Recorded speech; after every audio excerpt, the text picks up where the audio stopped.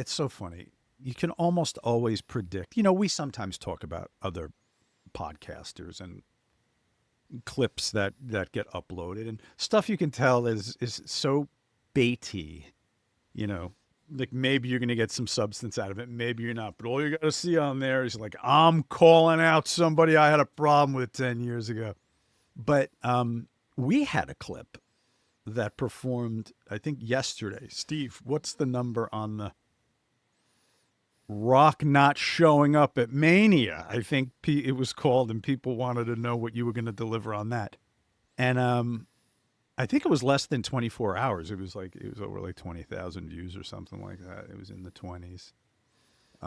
Steve, see if you can find the number on that. I think it was called that. That was the topic anyway. So what are we at? It's 30. Okay, and that's in what? A day? So I mean, it's a fail-safe formula on Rock no showing WrestleMania. That's what it was called. Okay, yeah.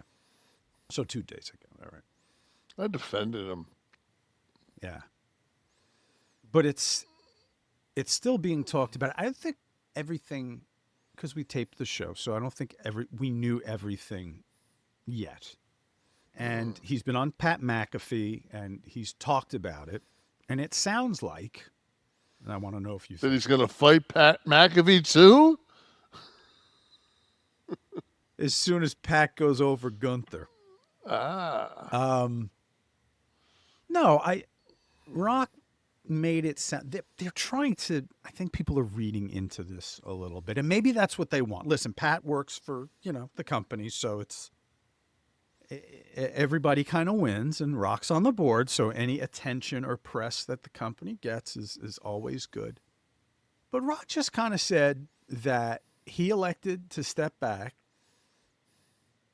The word on the street is that Ari called him and brought him in, and that's why we saw the stealing the soul tease that we saw, which went nowhere.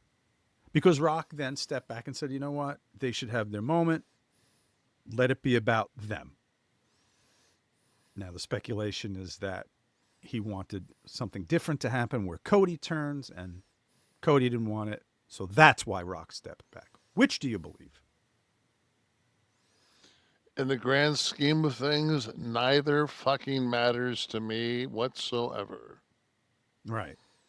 But it mattered to 29,000 people yesterday what you think. You're one of the elder statesmen. You're on a lot of people's Mount Rushmore. But I don't really, I don't get involved with the politics of or any of the bullshit. Right. Hey, Britt. With the obvious tension between Dwayne and Hunter, it seems like he's trying to undo everything Triple H did creatively. And could this lead to Triple H being forced out of the company if it gets worse? I don't see the tension. I don't see.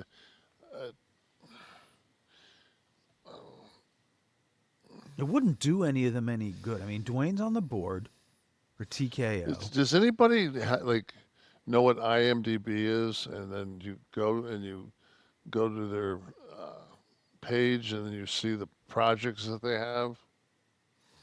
Yeah.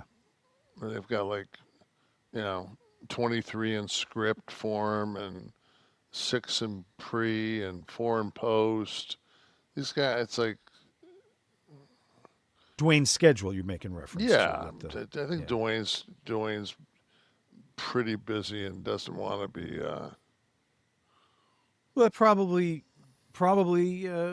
contributed, but should he have gone on McAfee's show and questioned the booking and said, "Yeah, I wanted a heel turn for Cody," or should he have just stayed out of his ideas not going over in creative? I think people are interpreting that as like a shot at Triple H, whereas I think creative differences happen all the time. You have to realize, though, he still has skin in the game. That's my point. They're intertwined. It's not like two separate camps. No, but he still has ring time left, and he wants I mean, he wants certain things to align a certain way for him. He's not, Dwayne's not looking at what's best for the company. He's looking at what's best for the character. Right. Anyone else, Steve-O? Jen Vargo, let's let Jen round us out tonight. Did you hear that Rhea Ripley may be putting a pause on wrestling sometime soon to start a family? It's been floating around. I mean, we talked about it, but I didn't know she was that serious. Somebody's mic is obviously still on and they liked that one. That's got to be Steve.